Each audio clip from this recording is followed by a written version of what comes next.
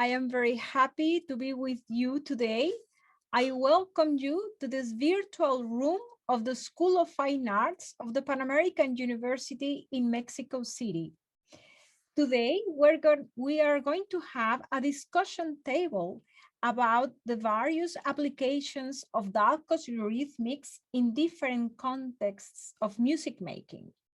And for that purpose, we have two very special guests. We have Professor Francoise Lombard and Professor Cheng-Feng, who both teach at the Dalcroze Association in Canada, and they are also recognized professors in different parts of the world. And besides that, we are very honored to have them as part of our faculty team at Dalcroze programs at the Pan American University. And we are going to talk about the different ways in which they apply the Dalcroze principles in their music making. And I am sure we are going to have a very enriching discussion right now. For all the participants, I will thank you very much that if you have questions, could you please write them on the chat, and at the end of the talk, we will have a few minutes to answer them. Francoise and Cheng-Feng, very welcome today. It's very nice to have you here. And Francoise, would you please be very kind in sharing with us a little bit about your general background in Dalcroze rhythmics, and what you do with those principles in your professional life in Canada and in different parts of the world? Yes. I just want first to greet everybody and to thank you, Elda, and the Universidad Panamericana for the invitation. So I'm Francoise Lombard. I'm living in Montreal, and I teach Dalcroze eurythmics as well as the art of listening. I was born in Switzerland, and I grew up in a eurythmics environment. From the age of 4 and until adulthood, I took rhythmic classes. This weekly activity was an important appointment that I did not want to miss. What best defines this experience during my childhood and youth is the joy of doing activities in a group with music and movement. Eurythmic classes offer a great space for creative expression, and you learn the fundamentals of music in a very natural and playful, creative way. When I became an adult, I realized all the benefits of my Dalcrozian journey. In addition to a solid and deep education in the language of music, I had acquired good reflexes, fluid motor coordination, a better sense of orientation in space, which is a miracle, good lateralization, and a global vision and understanding of pedagogy, adaptability and flexibility in many unexpected situations in life, and confidence in my musical resources of imagination and expression. Dalcroze's pedagogical approach addresses the human being as a whole, and I'm convinced today that this is what it inspired me the most to become a rhythmic teacher. And it's also a very interesting complement to the traditional training of music conservatories.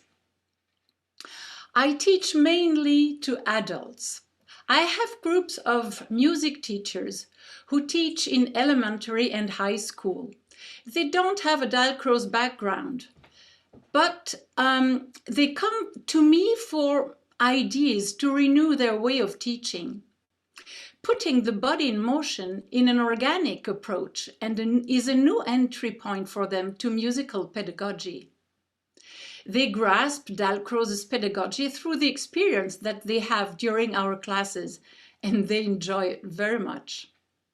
I'm proposing exercises and activities that the music teachers can also use in their own classes. But some of them are not used to improvise music at an instrument, what, of course, Dalcroze teachers do. So I created recorded musical material and a pedagogical guide to give them access to a larger range of musical exercises involving body movement. We will talk, I think, later about it again, and you will find the website on the chat about it. I also have a group of seniors who don't necessarily have a musical knowledge, but who like to sing and enjoy social contact. They are happy to develop body balance, reflexes, coordination, memory, etc. in the context of music and movement. They also like to do simple choreographies involving right, left hand, foot, and space orientations. It's a joyful and stimulating way for them to keep themselves in good physical, psychic, and mental shape. Okay. As I am also providing professional training in Canada and abroad for people who wish to become Dalcroze teachers. The training program has 3 levels to acquire official certification. It's a very, very interesting journey and also a demanding one. I highly recommend it because Dalcroze's musical education is accompanied by a blossoming of the whole being, which is, to me, very important. That's what I wanted to say to start. Thank you very much, Francoise.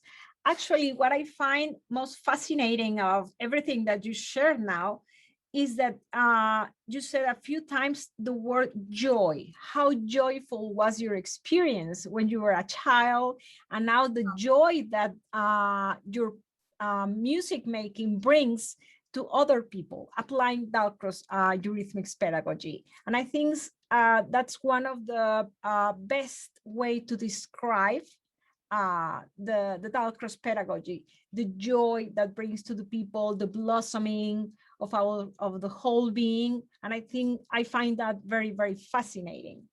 And for example, is that joyful experience that you had when you were a child making music through Dalcroze, do you think that that could be, or that could have been a factor or a decisive factor for you to become a musician later?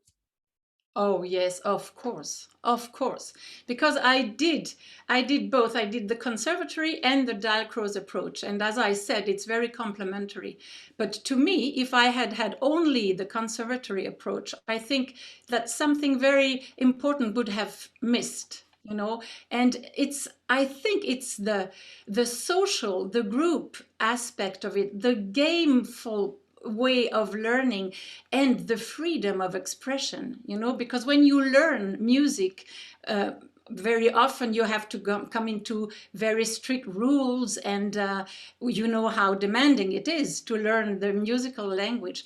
But if within this learning, you can also find your own ways to sing a melody, your own way of expressing music, it changes your life. Of course, that makes a huge difference because you can explore the deepest inner self since you are a child. And I think that makes a huge difference in the development of a person, generally as a human being, and of course, as a musician. For example, Cheng-Feng, could you share with us a little bit, how was that journey for you when you started Dalcroze Eurythmics, and how do you apply that pedagogy right now in your professional music making? Certainly. Thank you. Thank you, Elda, for your invitation, and also the invitation from Universidad Panamericana. Yeah. Oh, so it's always nice to say Spanish words. So I come on, in contrast to Francoise, I come to Dalcroze after I finished my undergrad studies in piano performance. Well, I did not have a childhood of eurythmics, that's for sure, but it's as if I lived a life like that. For example, when I was 6 years old, I would be moving to music, making my own choreography, and and sing and all this, and on the table, and then I would fall down and create a big injury, have to rush to the emergency rooms, or or I would invent songs or invent humming. And my one of my favorite game to play with myself walking to school is to sing solfege. It's a very strange activity as a child to do, but that was just my favorite game to do. And I got very, very sad when at grade 6, when 12, 11 years old, when the school does not was choosing to have people in the choir, and I did not get to choose to be in the choir. So every morning I would go stand in the corridor of the choir room and practice with them outside. So but then with the freedom to move the way I wanted, because I was not in a room and they all have to stand very straight, So after piano studies in university, I was going to do a master's in piano, but I found Dalcroze by accident, actually. I was going to study at University of Washington to do a master's in piano, but before I enrolled, I passed by the classroom of Julia Schneebly-Black.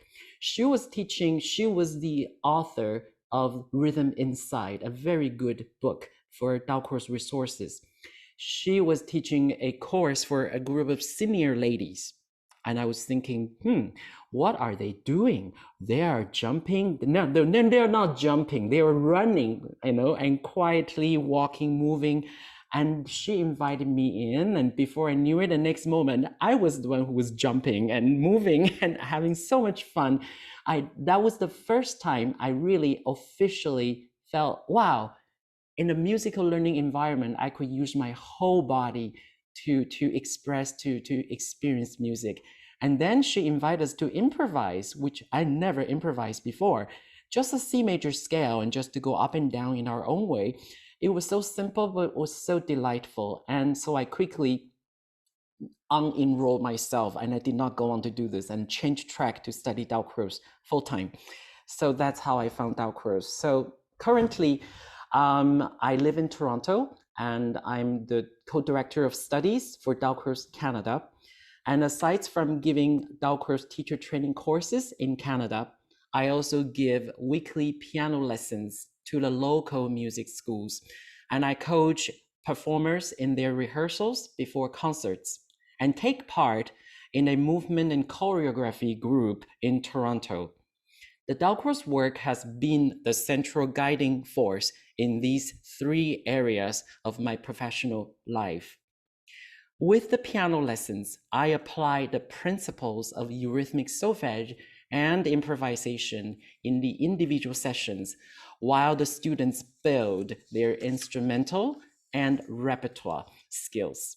For example, the students would first listen and move to certain aspects of the piano pieces they're going to learn. And then we would move to the rhythm, paint the phrases, or sing the melody in solfege. We may also take elements in the repertoire and improvise together in movement or on the piano. I also offer coaching before performances. When the students are almost ready to play a concert, I would use Dalcroze principles to deepen their embodied connection to music and to their audience in the concert space. For example, right before the students go to an instrumental exam or concert, I would meet the student in my studio. Instead of playing the piece of music over and over again and become more nervous, tense, and stale, we focus on keeping the body and the ears open. We move, sing, and paint the music in the space with our whole body, so they would reconnect with their own authentic bodily sensation before performing. As they arrive in the concert space, they would more likely stay open and spontaneously express themselves in the music they perform. I am also part of the movement group in Toronto. We meet twice a month to develop movement ideas and choreography projects. Not all the people in the group are Dalcrozians. Sometimes we would work on a movement or breathing exercises inspired from Jacques Dalcroze's historical writing. Sometimes we would create movement sequences inspired by a poem, a photo, or some current social conditions. And personally, Dalcroze studies has been shaping my own relationship to music. Through Dalcroze practice, I grew a deeper awareness and connection to my inner musical nature. Through active listening in connection with my bodily sensation in movement, I realized that the way I listen has been shifted and enriched. Consequently, as I shift the way I listen, my relationship with music shifts too. That brought me new discoveries and joy. And that's how I would apply Dalcroze in my personal and professional life. Thank you, Cheng-Feng. How interesting. And I find elements in common to what Francoise just shared a while ago. As like her, you have a very joyful approach to music making, to teaching. And what I find very interesting is that I guess there's a generalized idea that the Dalcroze Eurythmics approach is only for groups or for small children. But no, we can apply that into a multiple of contexts, like you, for example, with your individual teaching or coaching before public performances. It's very, very diverse.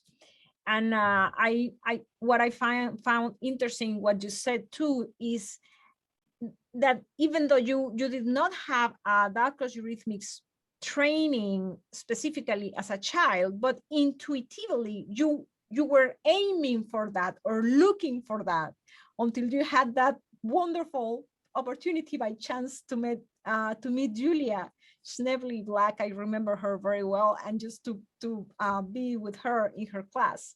Yeah, the same happened to me with Marta Sanchez. I had a similar experience like you.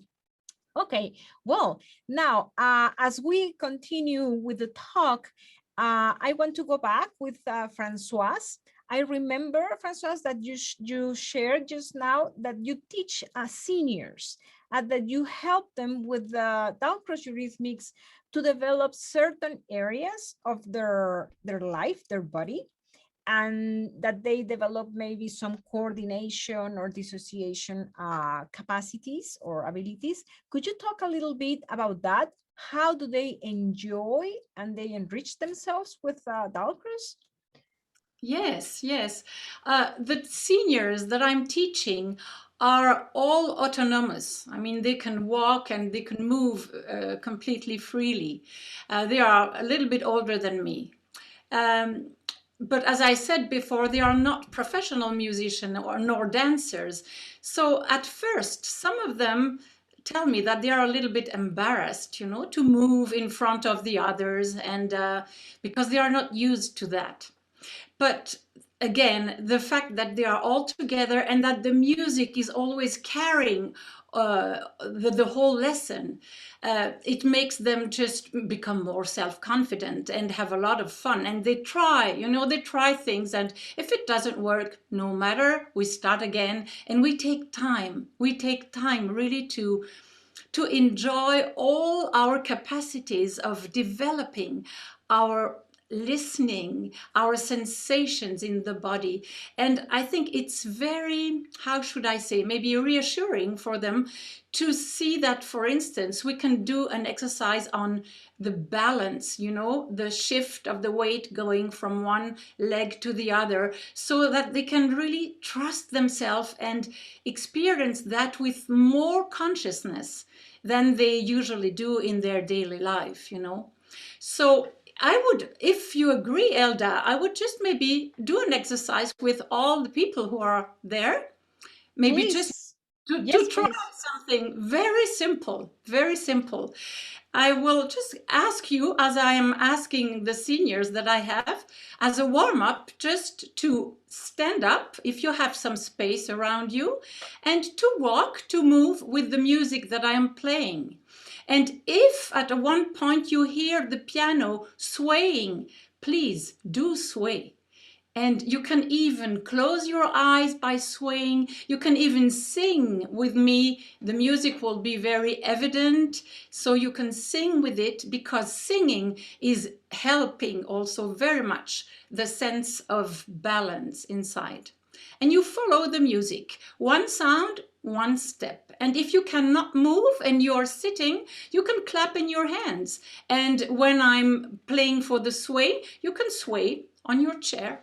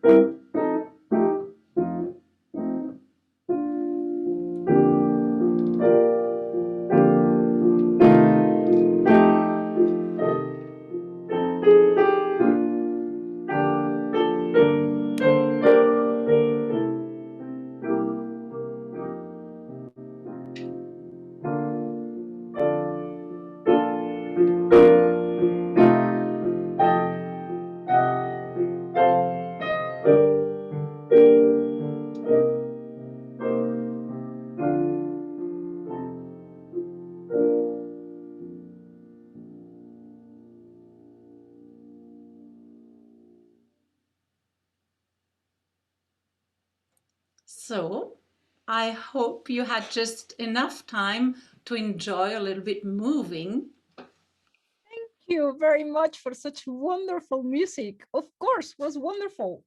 You know, after being sitting for the entire morning, it's so nice just to move a little bit.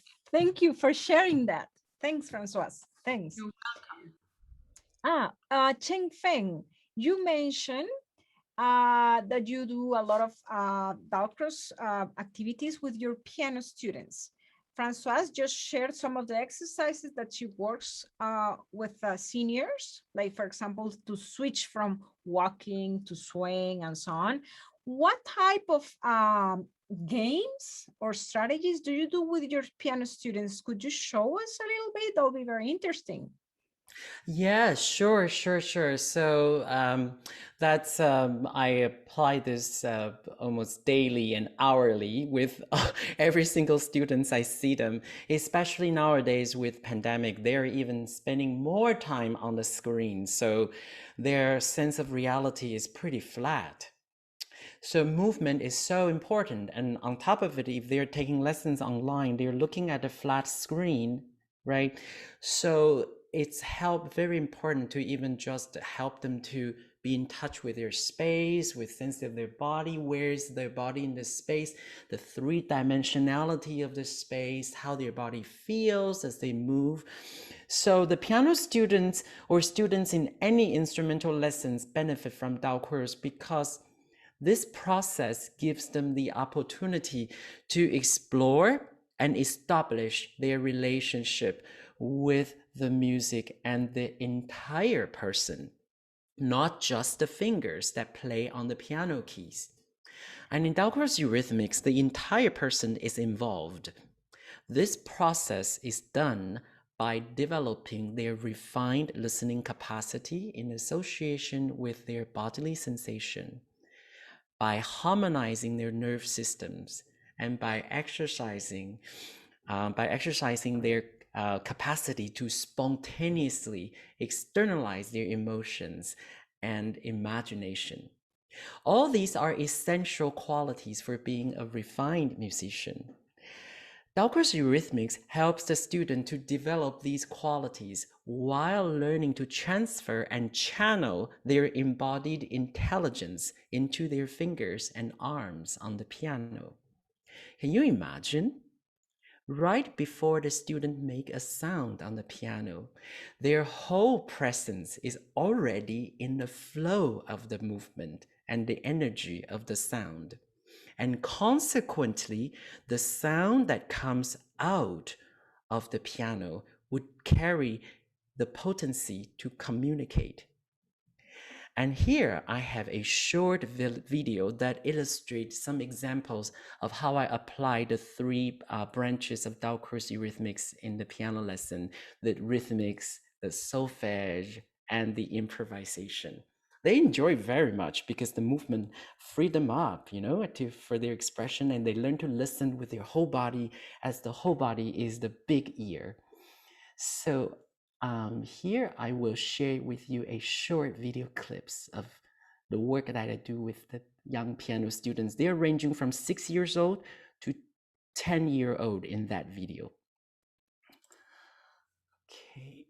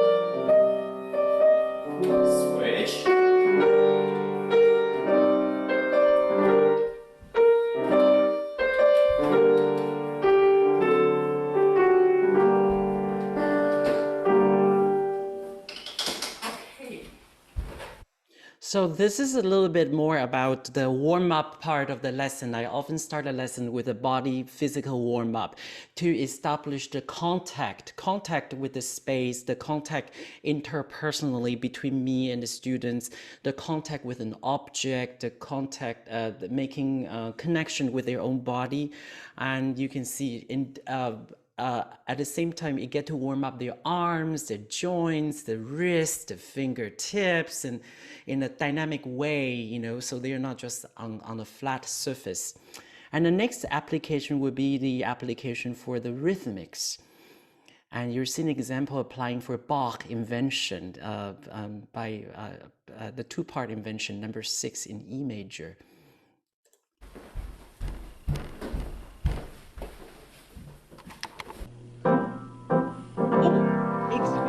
Hold on, this is a solfege application of the scale, not the rhythmics, my apologies. So this, you'll see an application of solfege. Before they play the scale, we sing the scale, of course, and you can see on the screen that the hoops represent the pitches on the scale, and the little pouch, the yellow pouch there, is the tonic.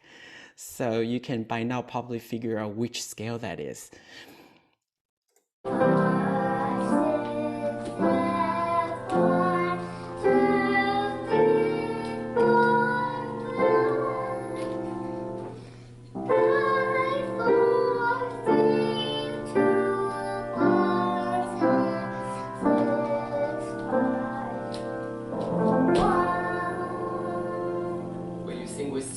Syllables.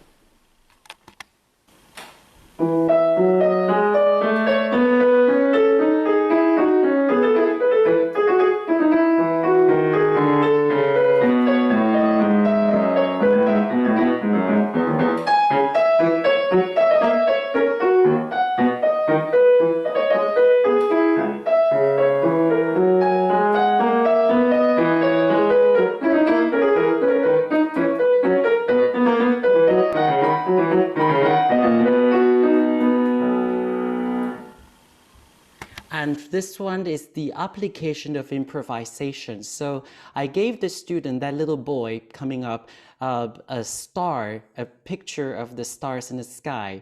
And we just treat them as these are pitches and intervals and melodies and directions, and ask him to create an improvisation based on those star patterns, constellations. And I believe he picked this one. The videos was made in 2015. I'm not quite remembering, but I think it's this pattern that he picked. So that's a free improvisation based on a non-musical source.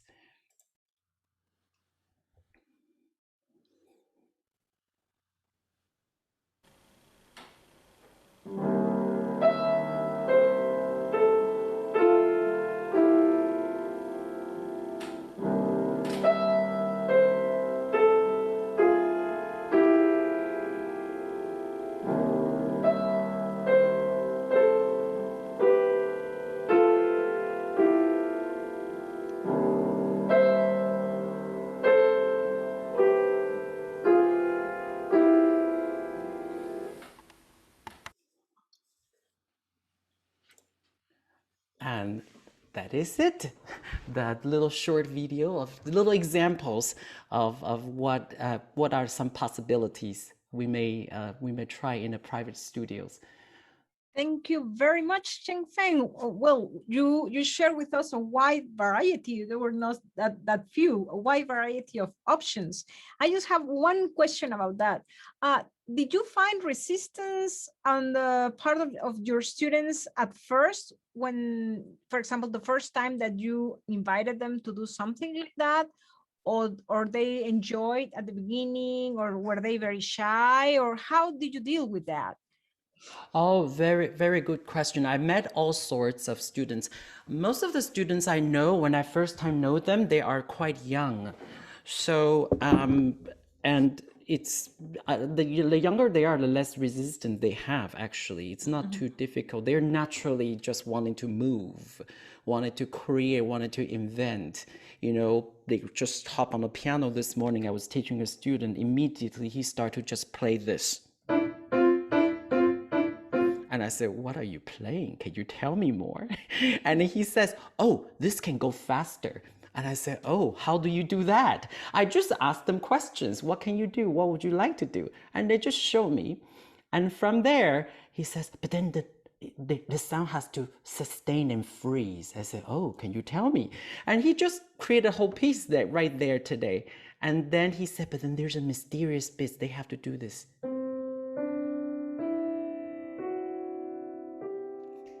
It was very interesting. He picked the F sharp. And I said, okay, well, the story is evolving, right? So we start to document this. And at the end, he tried to, it's also a game of memory. He improvised it, he created, and he just tried to I trained him to remember what he just did. So it's a memory game. So he tried, and we recorded him, and I asked him to follow his music and act out a whole story in movement.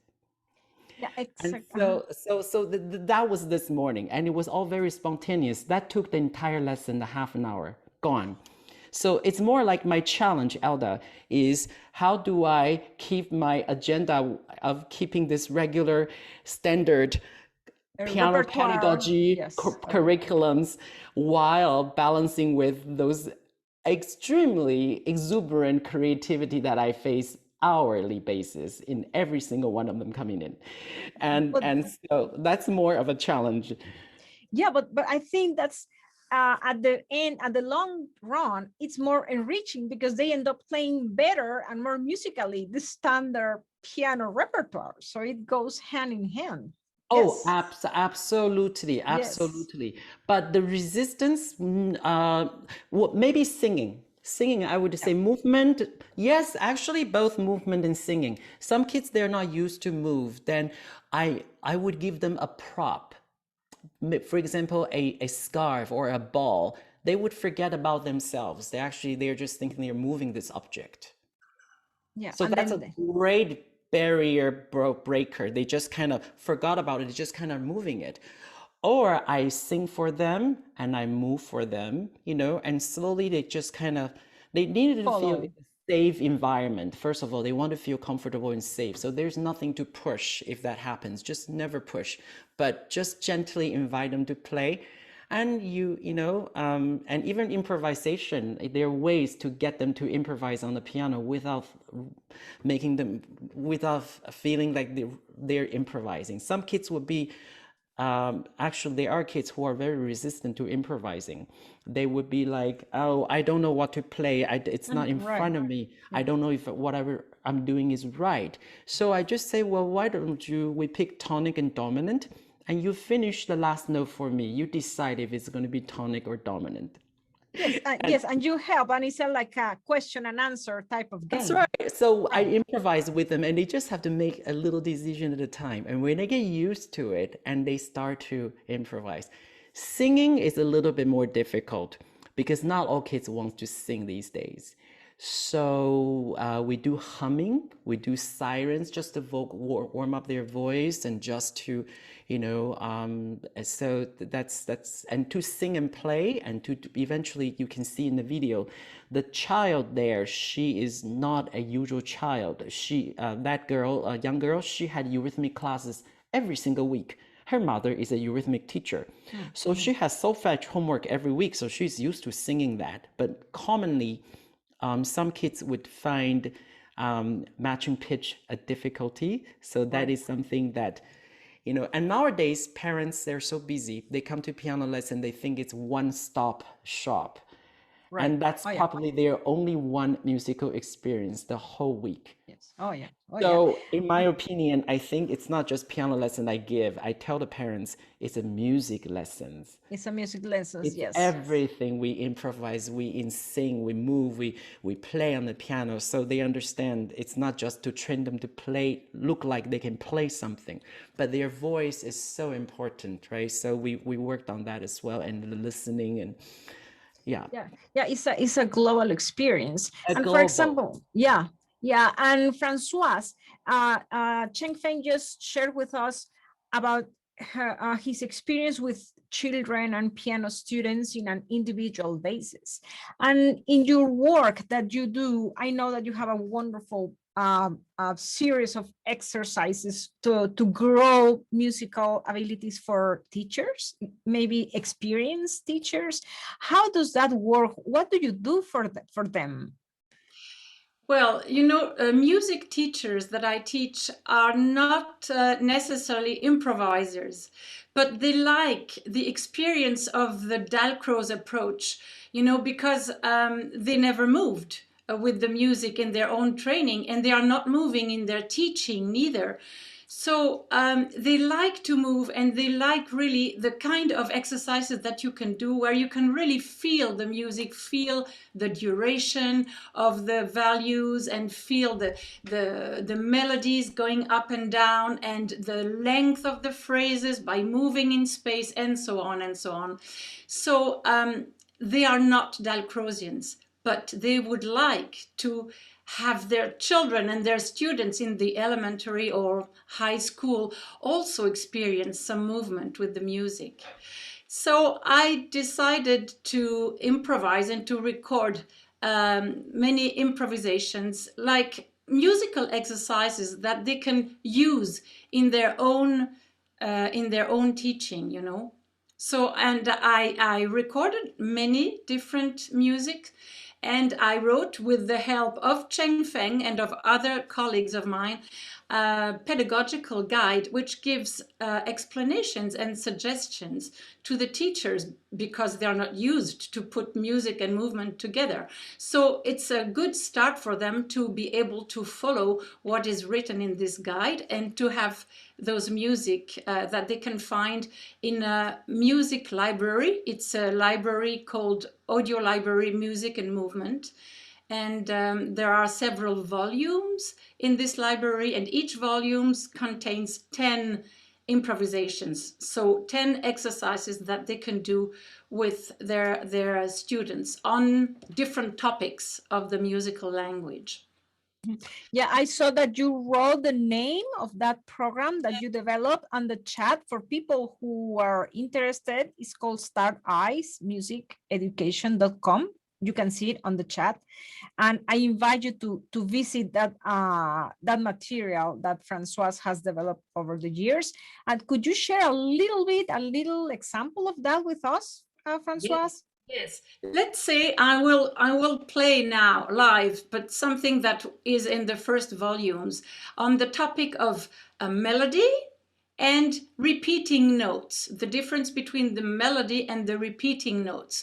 And you could do the exercise yourself also.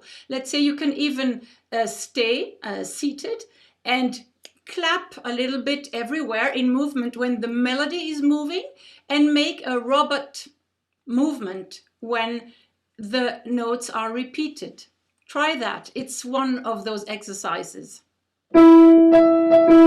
Or you could also walk, of course. Walk in your room and step in place when the notes are repeated. The notes are repeated.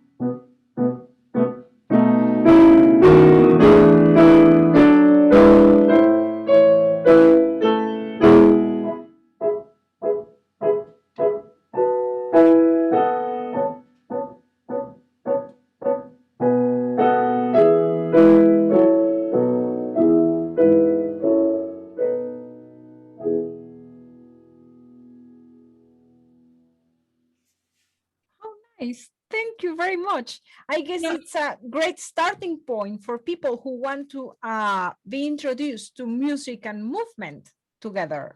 Yes, exactly. And as Cheng-Feng said, you know, it's such a different experience to live music through the body, through our whole body. It's completely different.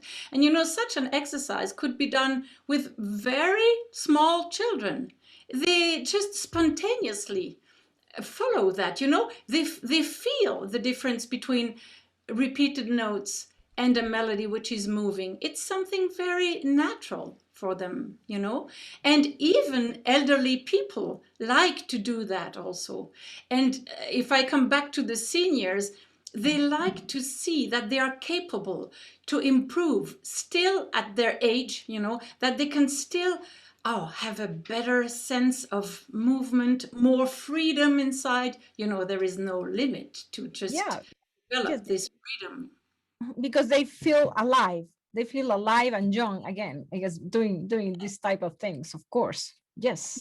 They feel alive and they feel that they are a whole being, you know. As Cheng-Feng said also, it's not just listening with your ears or doing something on the piano, it's listening the whole thing. The whole person. Yes. Yes, yes. Cheng-Feng, you mentioned that music or Dalcroze rhythmic changed your approach to music in general in your life. Could you share a little bit about that? Maybe some, you know, specific anecdote or something that you could share with us? Yes, certainly. Well, working with Dalcroze Eurythmics has changed my relationship with music because of its holistic nature of joining both movement response and the oral perception. And this process enriches and shifts the way I listen, as I mentioned earlier. Listening is an integral part of communication in any forms. As I shift the way I listen, the way I communicate shifts. This shift comes in many forms of communication, not only on how I express on an instrument or in singing, but also in my relationship with myself and others in life, because life is a big musical ensemble, like an orchestra with families and yes. dynamics and the way we listen to each other. So you can hear this oboe is coming up. Oh, the clarinet is responding. Okay. And they're responding in dissonance, you know? So it just helped me to enjoy life even more, the music of life. But specifically to music, it changes, it gives me a embodied and more practical approach to interpretation of a piece of music. Let's say if I'm performing a piece of music by Beethoven, that when I'm not improvising, when I'm just actually practicing repertoire, because of this approach, it helped me to play it like I am improvising it. Because I moved it, I sang it, and I would understand, well, why, if that crescendo make more sense, if I save the crescendo later, why does Beethoven write it like this? Because look at this, it arrived on this harmonic accent of this particular augmented sixth triad.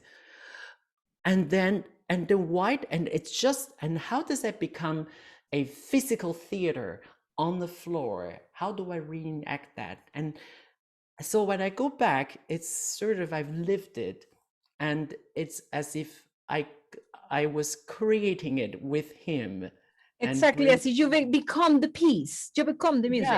Yeah. Yes. So that it feels more it's a very practical approach, because first of all, I have my body and a voice. Even if I don't have a piano, there's interior hearing, the inner hearing, and I can use it and to animate this sensation and this sound imagination in me, translating into the space out there and space in my whole body inside, and that then when I play, it's more integrated, I find.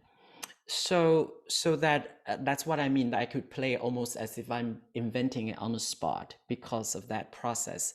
And for me, that is very enriching. And I try to help my students to do that too, if they're playing repertoire. Yes. Well, thank you very much. Yeah, because that's a growing experience. You grow with the music, and every time you perform the piece, it's like you're making it again and feeling again, because every day we're different persons, we grow as time goes by. So it's a continuing process, and the same is for our students, I believe. Yeah. Thank you. Yes, and hopefully, because one of the choir masters of Montreal Symphony Orchestra here in Canada, his name is Ewan Edward.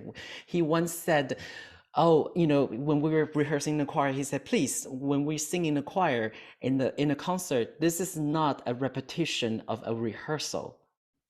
Exactly. Yeah. And so we have to stay alive and stay present in our body and just allow the sensation to express through us. Yeah. Yes, and to live the music again. Yeah. Well, what a wonderful talk we have had today.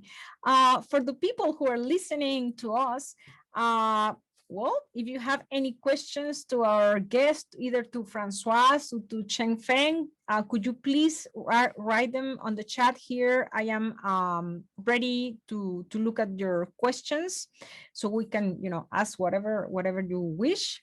And also, in the meantime, that you write some questions, I would like to remind you that hopefully next year, in 2022, we will be able to start in presence our Dalcroze program at the Pan American University in our wonderful campus in Mexico City. And we hope to have many people. We wait for you, and it will be very nice to have you there. And this year we will continue with some virtual activities to start warming up the atmosphere and to invite more people from different places here at the Pan American University. Francoise, for example, what are there any projects outside Canada that you have the rest of the year in 2021? Well, hopefully, and because I got the vaccine, I hope to be able to go to Europe in October, and I would be probably teaching Dalcroze in Italy. Wonderful. Yes, hopefully, but we cannot promise and organize anything just right now. It's too early to say. Yeah, and one of the projects that we have here at the Pan American University is that to make connections or links with other Dalcroze training centers in other countries in Europe and the US and Canada, so we can work together and enrich ourselves from more experienced faculty and places. For example, Cheng-Feng, do you have any plans to go to teach in another place outside Canada this year? No, not currently. I think of no, just stay in Canada, yeah. just in Canada. There's yes, for now. Yes, yeah, it's very difficult right now to make plans for traveling because of the pandemic. For this reason, here in Mexico, at the Pan American University, we are developing a summer workshop, which is an online workshop, which is going to be in July. We're going to have Eugenia Aruz, our academic coordinator from Spain, and we're going to have Maristela and Veronica Jimenez Quesada, two former students and now colleagues from Costa Rica, and myself, and the four of us are going to teach an online course from the 12th of July to 16th. Of course, that workshop will be in Spanish, and well, we hope to. I'm sure we're going to enjoy very much to have a team of faculty doing an online thing. And I know that in Dalcroze Canada, you also have workshops Yes. online. Yes. Yeah, for the people who like to explore the work that Cheng-Feng and Francoise do in Canada, you're welcome to visit the webpage of Dalcroze Canada. I don't know if Cheng-Feng or Francoise, could you please write the site Maybe here on the chat? write the site. Yes, it's very easy. It's dalcrozecanada.com. So okay, I'll write it. And the session is starting at the beginning of August. And yes, it's the 2 first weeks of August. Okay, great. I wrote it here. And we're teaching with, excuse me, we're teaching also with Louise Mathieu. Yes, Louise Mathieu is a wonderful professor, also one of the founders of Dalcroze Canada since many, many years ago. And she's part of the team of Dalcroze Canada together with Francoise and Cheng-Feng. Yes. Also, this session is being recorded and will be placed on the YouTube channel of the School of Fine Arts of the Pan American University and will be shared in public for all the people who will not be able to attend today. And I thank you very much, Cheng-Feng and Francoise, for your time, for your thoughts and experiences that you have shared with us. And you're very welcome to the Pan American University, and hopefully we'll see each other in person next year. And with this, we will finish our session, and I hope you have a very nice afternoon. And thank you very much.